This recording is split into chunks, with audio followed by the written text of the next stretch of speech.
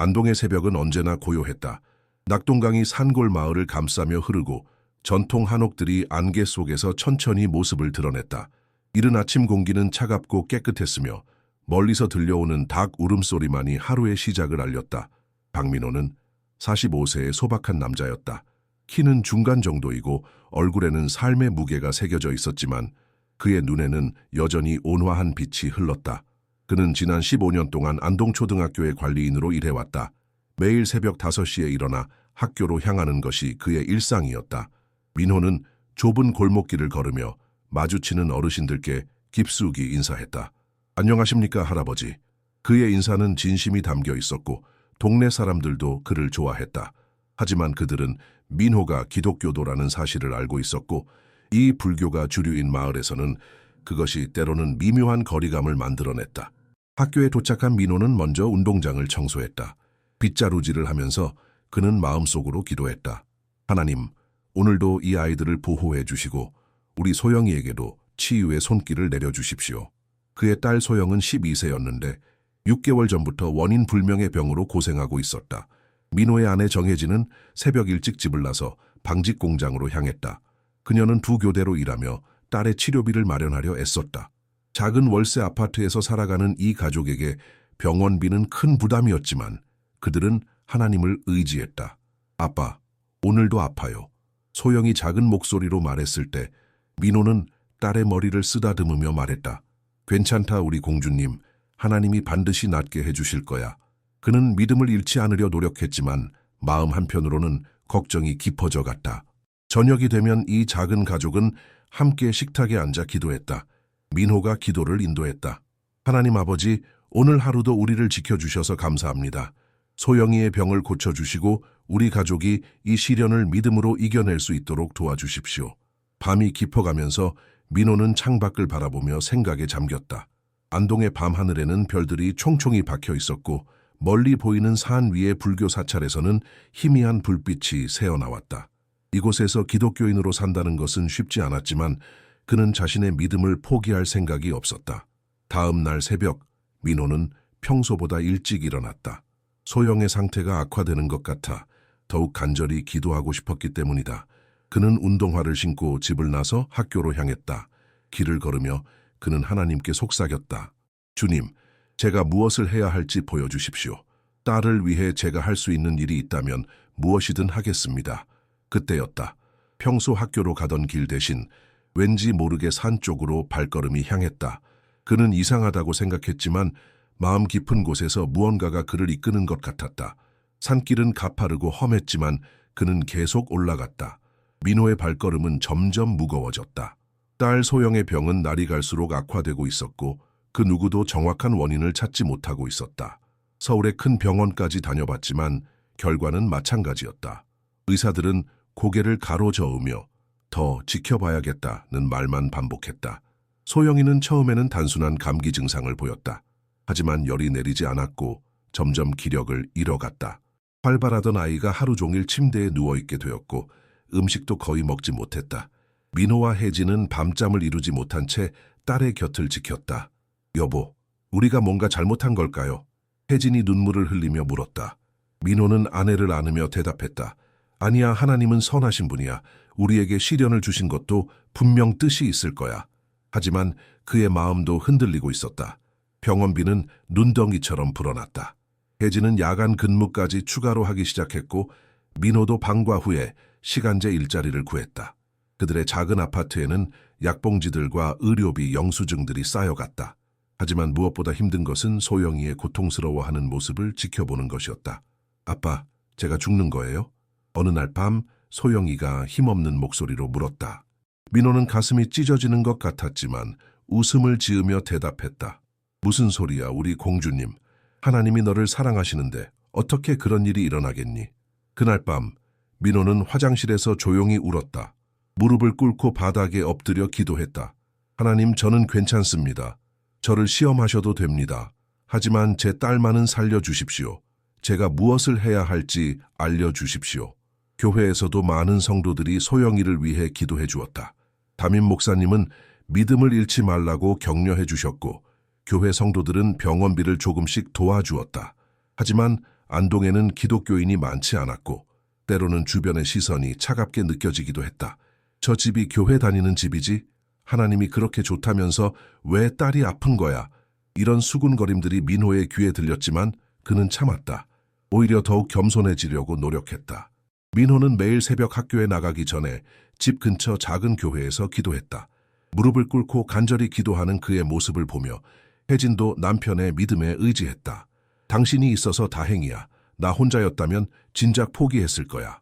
하지만 소영이의 상태는 호전되지 않았다. 오히려 더 나빠지는 것 같았다. 의사는 더 정밀한 검사가 필요하다며 서울대학병원으로의 전원을 권했다. 그러나 그곳의 비용은 이 가족이 감당하기에는 너무 컸다. 그날 밤 민호는 딸의 머리맡에 앉아 성경을 읽어주었다. 여호와는 나의 목자시니 내게 부족함이 없으리로다. 소영이는 아버지의 목소리를 들으며 잠이 들었고 민호는 그 작은 얼굴을 바라보며 다시 한번 기도했다.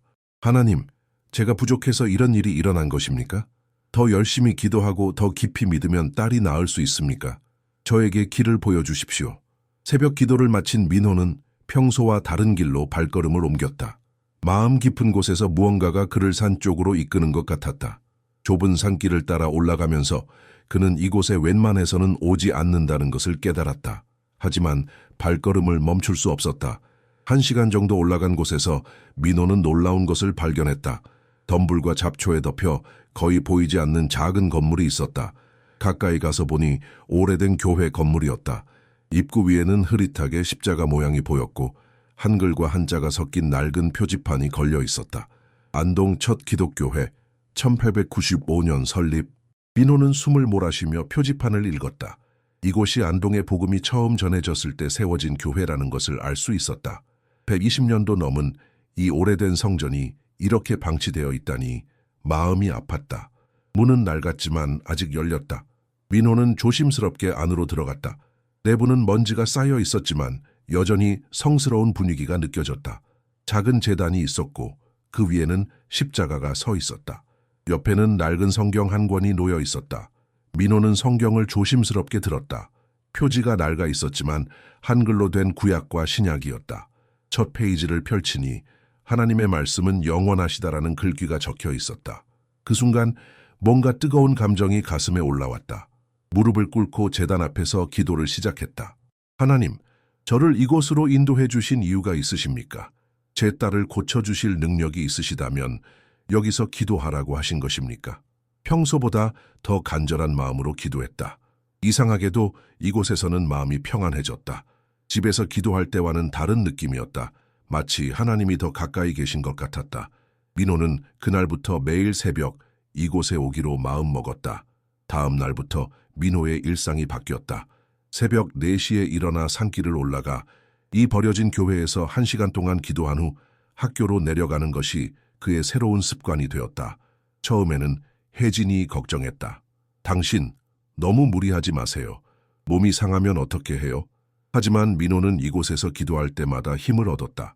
소영이의 상태는 여전히 좋지 않았지만 그의 믿음은 더욱 깊어졌다. 그는 매일 이 낡은 성경을 읽으며 하나님의 뜻을 구했다. 어느 날 민호는 교회 한쪽 구석에서 오래된 일기장을 발견했다. 일제 강점기 시절 이곳에서 목회했던 박요한 목사님의 기록이었다. 하나님은 절망의 순간에도 희망을 주신다. 이 땅에 복음이 뿌려진 것처럼 우리의 눈물도 반드시 기쁨으로 바뀔 것이다. 그 글을 읽으며 민호는 울었다. 자신만 고통받는 것이 아니라는 것을 깨달았다. 수많은 선배 신앙인들이 이 땅에서 믿음을 지키며 살아왔고 하나님은 그들의 기도에 응답하셨다. 하나님, 제가 이 자리에서 포기하지 않겠습니다. 선배님들처럼 끝까지 믿음을 지키겠습니다. 소영이를 통해 당신의 영광을 나타내 주십시오. 민호의 기도는 더욱 깊어져 갔다. 매일 이곳에서 기도하면서 민호는 변화를 느꼈다. 가정에서도 더욱 평안해졌고 혜진도 남편의 변화를 느꼈다. 당신이 산에서 기도하고 온 날은 표정이 달라요. 뭔가 특별한 곳인가 봐요. 민호는 아내에게 버려진 교회에 대해 이야기했다. 혜진도 한번 함께 가보자고 했지만 민호는 아직은 제가 혼자 기도할 때라고 말했다. 그는 하나님이 특별한 시간을 준비하고 계신다는 느낌을 받았기 때문이다. 가을 축제를 앞둔 어느 날 밤 소영이의 상태가 급격히 악화되었다. 갑자기 의식을 잃고 쓰러진 것이다. 응급실로 급히 이송된 소영이는 중환자실에 입원하게 되었다. 의사는 심각한 표정으로 말했다. 오늘 밤이 고비입니다. 각오를 하셔야 할 것 같습니다. 민호는 세상이 무너지는 것 같았다. 혜진은 중환자실 밖에서 울부짖었고 민호는 딸의 손을 잡고 기도할 뿐이었다. 하나님, 이렇게 가져가시려는 겁니까? 제가 뭘 잘못했습니까? 그날 밤 민호는 병원을 나와 산으로 향했다. 어둠 속에서도 익숙해진 길을 따라 버려진 교회에 도착했다. 그는 제단 앞에 엎드려 울며 기도했다. 하나님, 제 딸을 살려주세요. 제가 무엇을 바치든 상관없습니다. 제 생명을 가져가셔도 됩니다. 민호는 그날 밤부터 12시간 동안 금식하며 기도했다. 물 한 모금도 마시지 않고 무릎을 꿇은 채로 움직이지 않았다. 시간이 흐르면서 그의 기도는 더욱 간절해졌다. 하나님, 이 땅에 당신의 살아계심을 보여주십시오. 새벽 4시경 이상한 일이 일어났다. 교회 안에 은은한 빛이 새으며들기 시작했다. 처음에는 달빛인 줄 알았지만 점점 밝아지더니 교회 전체가 부드러운 빛으로 가득 찼다. 민호는 눈을 뜨고 주위를 둘러봤지만 빛의 근원을 알 수 없었다. 그 순간 민호는 평안함을 느꼈다. 두려움이 사라지고 마음에 확신이 찼다. 소영이가 나을 것이다. 그 확신은 의심할 여지 없이 그의 마음에 새겨졌다. 빛은 점점 더 밝아져서 교회 밖까지 비추기 시작했다. 안동 시내에 사는 사람들이 이상한 빛을 발견하기 시작했다. 새벽 5시경 산 위에서 빛이 나는 것을 본 시민들이 신고 전화를 걸었다. 산에서 불이 난 것 같다는 신고가 잇따랐다. 소방서와 경찰서에서 출동 준비를 했다. 하지만 가까이 가본 사람들은 놀랐다. 불이 아니라 신비로운 빛이었다. 열도 없고 연기도 없는 따뜻하고 평안한 빛이었다. 점점 더 많은 사람들이 산으로 몰려들었다. 어떤 이는 호기심으로, 어떤 이는 두려움으로 왔다. 교회에 도착한 사람들은 더욱 놀랐다. 민호가 제단 앞에 무릎을 꿇고 기도하고 있었는데 그의 주변에서 빛이 나고 있었다. 마치 성경에서 본 모세나 엘리야의 모습처럼 보였다. 사람들은 감히 가까이 가지 못하고 멀리서 지켜봤다. 그때 민호의 휴대폰이 울렸다. 병원에서 온 전화였다. 환자 보호자이신가요? 소영양이 갑자기 깨어났습니다. 의식이 완전히 돌아왔고 모든 수치가 정상으로 돌아왔습니다. 기적입니다. 민호는 그 순간 하나님께 감사의 기도를 올렸다. 빛은 서서히 사라져갔고 동시에 주변에 모인 사람들의 웅성거림이 들렸다. 민호는 천천히 일어나 사람들을 바라봤다. 50여 명의 안동 시민들이 그를 쳐다보고 있었다. 무서운 일이 일어난 거냐? 저 빛은 뭐였지? 정말 기도하고 있던 거야? 사람들의 질문이 쏟아졌다. 민호는 겸손하게 대답했다. 하나님이 제 딸을 고쳐주셨습니다. 이 모든 것은 하나님의 은혜입니다. 그 순간부터 안동에는 새로운 이야기가 시작되었다. 소영이의 완전한 회복 소식은 안동 전체에 빠르게 퍼져나갔다. 의사들도 설명할 수 없는 일이었다. 어제까지 의식불명이던 아이가 하룻밤 사이에 완전히 정상으로 돌아온 것이다. 모든 검사 수치가 건강한 아이와 같았고 6개월 동안 그토록 고생했던 증상들이 흔적도 없이 사라졌다. 김동식 안동시장은 직접 병원을 방문했다. 정말 의학적으로 설명이 안 되는 일입니까? 의사는 고개를 끄덕였다. 의학 교과서에도 없는 일입니다. 하루 만에 이런 변화가 일어날 수는 없습니다. 시장은 이 일을 어떻게 처리해야 할지 고민에 빠졌다. 한편 성진 스님은 템플스테이 중이던 신도들과 함께 그날 밤 이상한 빛을 목격했다. 스님, 저게 무슨 빛입니까? 스님도 당황했다. 불교 수행을 하면서도 그런 신비한 현상은 처음 보는 것이었다. 부처님의 자비일까? 아니면 그는 말을 잇지 못했다. 안동 지역 언론들이 이 소식을 다루기 시작했다. KBS 안동방송국의 기자 이민정은 직접 민호를 인터뷰했다. 정말 기도만으로 딸이 나은 겁니까? 민호는 조용히 대답했다. 제가 한 것은 아무것도 없습니다. 하나님이 모든 것을 하셨습니다. 하지만 모든 사람이 이 일을 받아들이는 것은 아니었다. 일부 시민들은 의구심을 나타냈다. 요즘 세상에 그런 일이 어떻게 가능해? 분명히 뭔가 속임수가 있을 거야. 특히 안동 상공회의소 최상호 회장은 크게 우려했다. 이런 종교적 소동이 안동의 이미지에 도움이 될까? 우리는 전통 문화의 도시인데 갑자기 기독교 기적 소리가 나돌면 관광객들이 어떻게 생각할까? 최상호는 다른 상인들과 함께 대책 회의를 열었다. 반면 안동제일교회 김 목사는 이 일을 하나님의 역사로 받아들였다. 형제님, 하나님이 우리 안동에 큰일을 하고 계십니다. 이것은 부흥의 시작입니다. 교회 성도들도 기뻐했지만 동시에 부담을 느꼈다. 갑자기 주목받게 된 것이 부담스러웠다. 며칠 후 민호는 학교에서 불려갔다. 교장 선생님은 난처한 표정으로 말했다. 민호 씨, 학부모들 사이에서 이상한 소문들이 돕니다. 아이들에게 종교적 영향을 줄까봐 걱정하는 분들이 계십니다. 민호는 당황했다. 저는 학교에서 종교 이야기를 한 적이 없습니다. 그걸 아는데, 하지만 요즘 상황이... 교장은 말을 흐렸다. 결국 민호는 당분간 휴직을 해달라는 요청을 받았다. 갑작스러운 일이었다. 수입이 끊어지는 것도 문제였지만 무엇보다 사람들의 시선이 부담스러웠다. 그럼에도 불구하고 매일 몇 명씩은 산 위에 버려진 교회를 찾아왔다. 대부분 호기심 때문이었지만 일부는 진지하게 기도하는 사람들이었다. 아픈 가족을 둔 사람들, 어려운 상황에 처한 사람들이 하나둘씩 찾아왔다.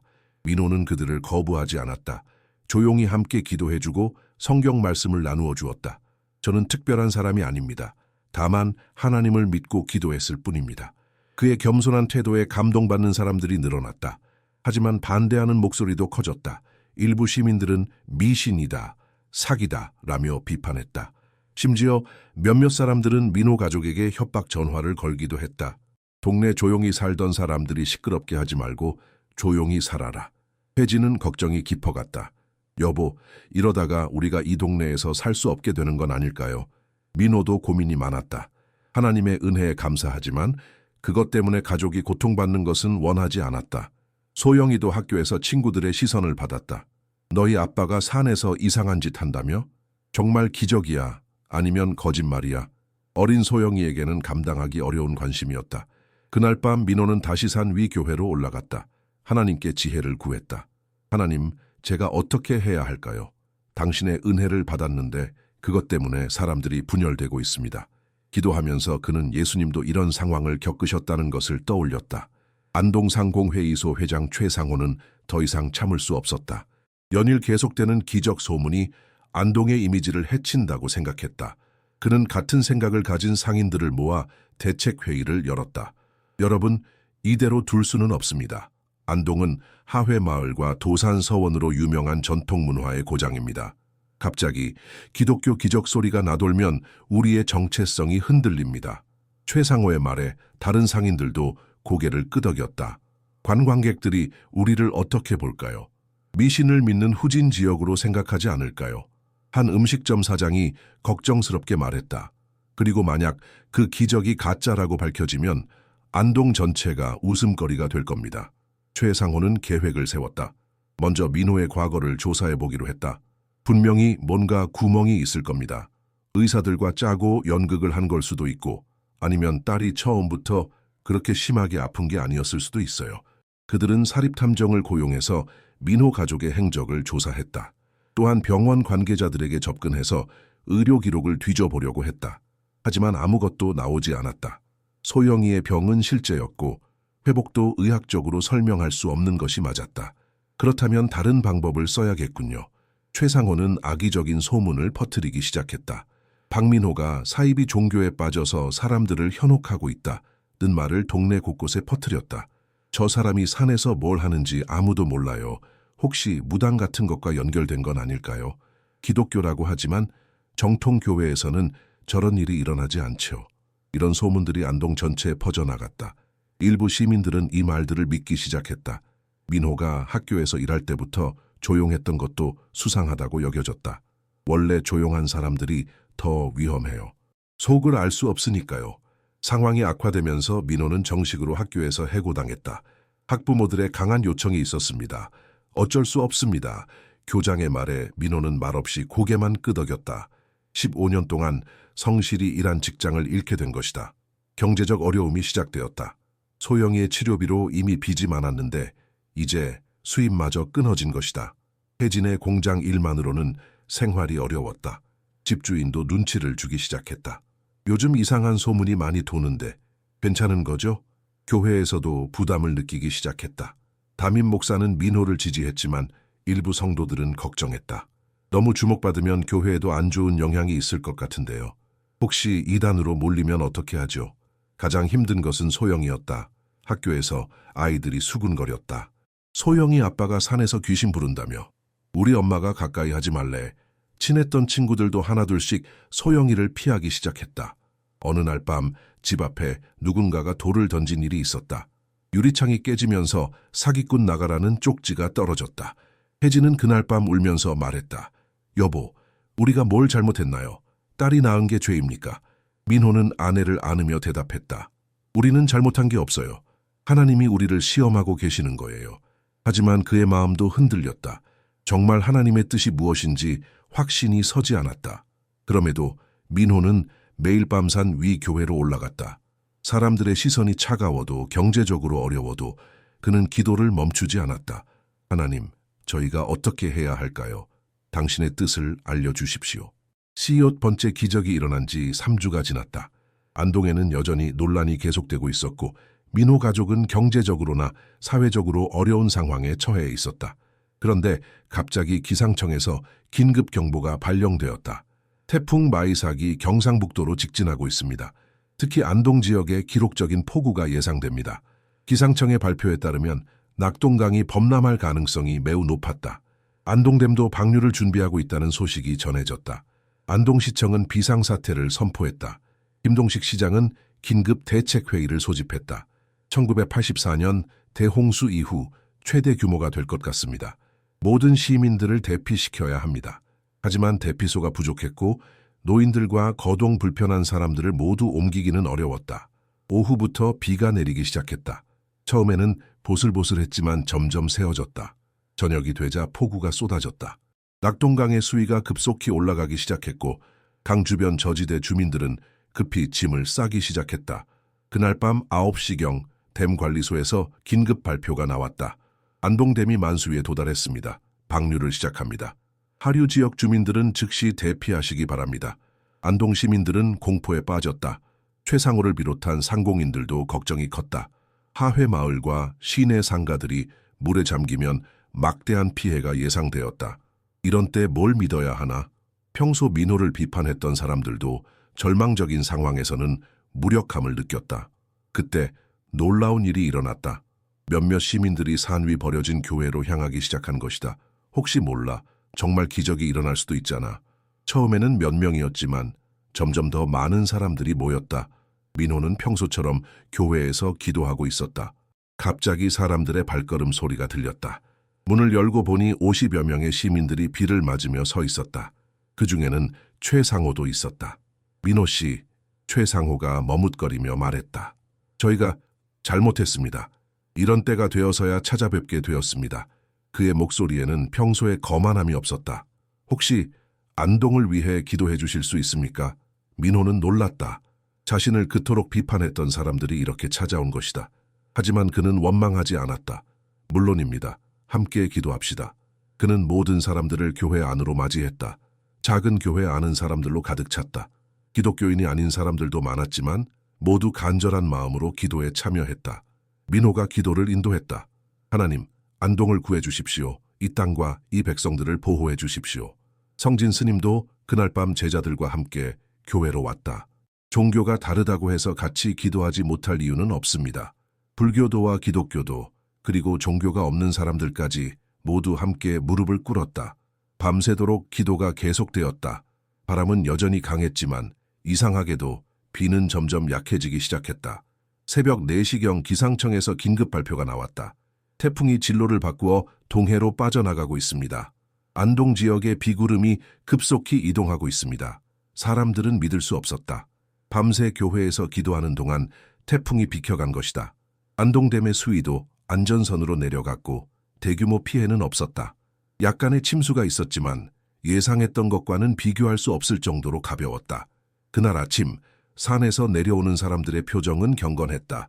무언가 특별한 경험을 한 것 같았다. 최상호는 민호의 손을 잡고 말했다. 정말 죄송했습니다. 앞으로는 다르게 하겠습니다. 그날 이후 안동의 분위기가 완전히 바뀌었다. 두 번째 기적이 일어난 지 6개월이 지났다. 안동은 완전히 다른 도시가 되어 있었다. 산 위에 버려진 교회는 시민들의 성금으로 아름답게 복원되었다. 안동시에서도 공식적으로 안동기도원이라는 이름을 붙여주었다. 김동식 시장은 직접 복원 기념식에 참석했다. 이곳은 이제 안동의 자랑입니다. 종교를 떠나서 모든 시민들이 마음의 평안을 찾는 곳이 되기를 바랍니다. 불과 몇 달 전까지만 해도 상상할 수 없는 일이었다. 민호는 안동시청에서 문화관광 해설사로 새 일자리를 얻었다. 시장이 직접 제안한 것이었다. 민호 씨가 안동의 역사와 문화를 가장 잘 이해하고 계십니다. 특히 안동 기독교 역사에 대해서는 누구보다 잘 아시죠. 최상호도 크게 변했다. 그는 상공회의소에서 안동평화축제 추진위원장을 맡았다. 종교와 문화가 조화를 이루는 안동을 만들어 가겠습니다. 그는 불교 사찰과 기독교 교회, 그리고 유교 문화가 함께 어우러지는 축제를 기획했다. 안동 제1교회 김 목사는 감격했다. 하나님이 정말 큰 일을 하셨습니다. 이제 교회와 지역사회가 하나 되었습니다.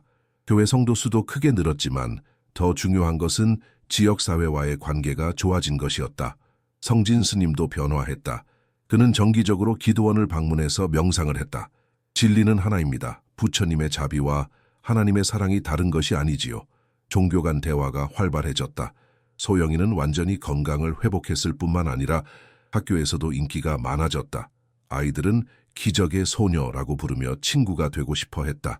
소영이는 겸손하게 말했다. 저는 그냥 하나님의 사랑을 받은 평범한 아이예요. 혜진도 새로운 일을 시작했다. 기도원에서 방문객들을 위한 식당을 운영하게 된 것이다. 많은 사람들이 안동을 찾아와서 기도원을 방문했고 그들을 위한 식사 공간이 필요했다. 우리 가족이 받은 은혜를 나누는 마음으로 하겠습니다. 전국에서 사람들이 안동을 찾아왔다. 서울, 부산, 대구에서 버스를 타고 오는 사람들이 늘어났다. 하지만 민호는 자신을 특별한 사람으로 생각하지 않았다. 저는 그냥 기도했을 뿐입니다. 하나님이 모든 것을 하셨어요. 기도원에는 매일 새벽 5시부터 사람들이 모였다. 민호가 기도를 인도했지만 모든 종교와 신념을 가진 사람들을 환영했다. 하나님은 모든 사람을 사랑하십니다. 여기서는 모두가 하나입니다. KBS에서 다큐멘터리를 제작했다. 안동의 기적, 한 도시가 변하다라는 제목이었다. 전국적으로 방송된 후 더 많은 사람들이 관심을 가지게 되었다. 하지만 민호는 언론 인터뷰를 최소화했다. 중요한 것은 하나님의 영광이지 저 개인이 아닙니다. 어느 일요일 오후 민호는 가족과 함께 낙동강변을 산책했다. 소영이는 건강하게 뛰어다녔고 혜진은 행복한 표정으로 남편의 팔짱을 꼈다. 여보, 1년 전에 누가 이런 일이 일어날 거라고 상상했겠어요?